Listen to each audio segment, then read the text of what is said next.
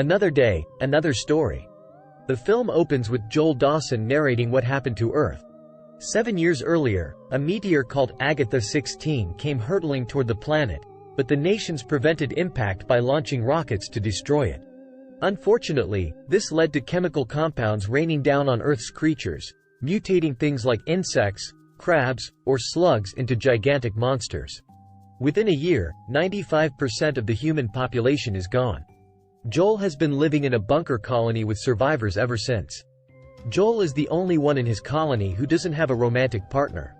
He usually has to listen to everyone have sex near him, and his biggest asset to them is making minestrone and occasional handiwork since he has a problem with freezing when it comes to monsters. He usually draws the ones he's seen and keeps a guide for how to survive in the new world. One afternoon, he manages to make contact with his old high school girlfriend Aimee over the radio. She is staying with another colony of survivors at Jenner Beach, just 85 miles from where Joel is.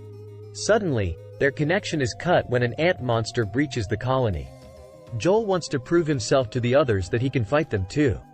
Against everyone's orders, Joel goes out armed with a crossbow and finds one of his mates getting devoured by the ant. The monster finds Joel, who freezes before the ant is shot with an arrow and then decapitated. A flashback is shown of the day that the monster apocalypse began. Joel and Aimee were sitting on a hill in her car overlooking the town. He drew a picture of her but admits that it's terrible. As they start to make out, they hear sirens and see the rockets being launched. They proceed to head back to their loved ones. Joel decides to go out on his own to find Aimee, but the rest of the colony advises against it because it would be extremely dangerous and he is wildly unprepared for what is out there. Joel says that he does not want to spend the end of the world alone, so the others relent and let him go with whatever weapons he can carry. Not long into his venture, he finds a frog monster in a pond. Joel is helped out by a stray dog, who bites the frog's tongue when it tries to eat Joel. He follows the dog into a bus, where he sees that the dog is called Boy. He keeps a red dress that belonged to his previous owner, and he gets defensive when Joel touches it. Joel stays in the bus with Boy for the night. In the morning, Joel tries to head off on his own, but Boy wants to follow. Joel allows it and finds that Boy becomes an excellent companion. He even manages to keep Joel from eating poison berries. While walking, Joel falls into a nest of worm monsters. He is found by survivors Clyde and Minnow. They help pull him out and kill the creatures using a katana and a grenade. The two berate Joel for being out in the field with the little expertise that he has, but they offer to let him and Boy join them on their venture to the mountains where the temperature is too cold for monsters. Clyde and Minnow teach Joel a few things about dealing with monsters, such as how to identify some of them, and they even help him improve his aim with his crossbow. On their journey, they find a giant snail monster that they call boulder snails. Clyde has Joel take off his shirt so that the creature may carry off with his scent to draw the other monsters away from them. He and Minnow point out that some monsters are friendly, but you can mostly tell by looking at their eyes. They also hardly stop to rest for fear that the monsters will steal food supplies before they can get to it. After he tells them he is going to find Aimee, they encourage him to not settle, even at the end of the world. Once they reach their furthest points, Joel decides he must split from Clyde and Minnow. The little girl is upset since she had gotten attached to Joel, but he gives her a tube of lipstick as a keepsake, which she loves and is thankful for. Clyde also leaves him with some words of encouragement before they part ways.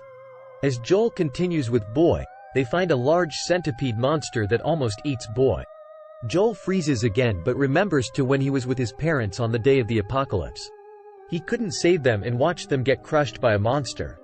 He gathers his courage and shoots the monster twice to save Boy, managing to kill it. Joel and Boy seek shelter in an abandoned vehicle and find a robot called Mav-1s, which was originally some kind of companion before all of them shut down, including one back at Joel's colony. This Mav-1s turns on and has a limited amount of battery power left. She manages to use her radio to help Joel get in touch with Aimee, and he finds that he is less than 10 miles away from her location. Aimee tells Joel that a yacht captain has come with his crew to after the radio is cut off. Mav-1s projects a lights display and even shows Joel a video memory of his mother saying encouraging words to him, moving him to tears.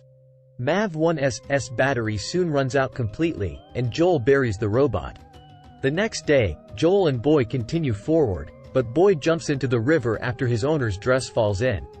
This attracts the attention of a queen sand gobbler, a very deadly monster.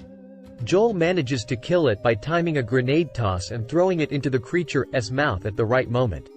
However, he yells at Boy for almost getting them killed, causing the little dog to run away from Joel.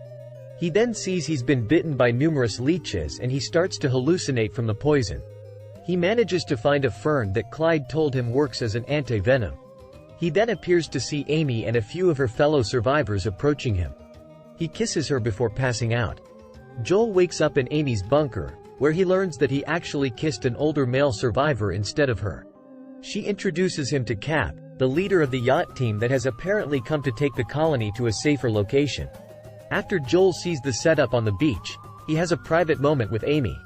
While she is happy to see him and glad that he survived, she tells him that she has long since moved on from him and even had a relationship with another survivor who died the year before. Joel is understanding but heartbroken. Cap gathers the survivors around to discuss his plan to gather everyone to another place, but Joel suggests that they try to adapt to the surface based on what he has learned. The others choose the yacht plan. He then goes to contact his colony to let them know he made it safely. Everyone is excited and happy to hear Joel's voice, as well as knowing that he actually managed to kill a monster. He is then brought a plate of berries, which he recognizes as the ones that Boy was trying to keep him away from. Joel realizes Cap is not what he seems. When he goes to warn Aimee, Cap's henchwoman Dana knocks Joel out. Joel wakes up tied up with Aimee. Cap reveals his true intentions, being that he, Dana, and a third member, Rocco, have been going to multiple colonies and robbed them of their resources by using a giant crab monster that he is controlling through electric manipulation, who also pulls the yacht. As Cap sends the crab after the survivors while they grab what they can, Joel manages to free himself and also sees the return of Boy. He sends Boy to help Aimee while they deal with the crab and the other villains. The crab grabs Joel, but he looks into the creature's eyes and sees that he is one of the kinder monsters. He fires at the electrical chain to free the crab, who then goes out to the yacht to devour Dana, Rocco, and then finally feasting on Cap and what's left of his yacht. Joel makes plans to return to his own colony since he knows there is no place for him there. Before parting ways with Aimee, they share one last passionate kiss.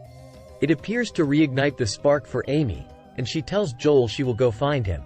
He leaves her with his monster survival guide and takes Boy with him to make the trip back to the colony, where he is welcomed with open arms.